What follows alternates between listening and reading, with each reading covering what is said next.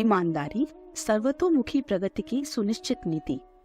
इन दिनों प्रचलित अनेक अंधविश्वासों में से एक यह भी है कि बेईमान नफे में रहता है और ईमानदार घाटा उठाता है।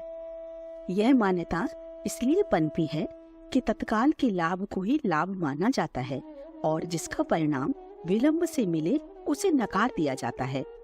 तत्काल तो चोरी, उठाईगिरी, व्यभिचार, बलात्कार आदि कुकर्म भी मन को भाते हैं, पर कुछ ही समय के बाद उनका दुष्परिणाम सामने आ खड़ा होता है।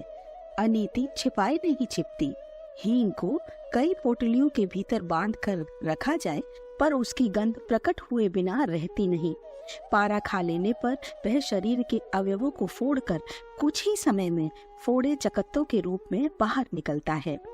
कुकर्मी की यह अप्रामाणिकता कुछ ही दिन में चर्चा का विषय बन जाती है और दुराव के सारे प्रयत्न निष्फल हो जाते हैं।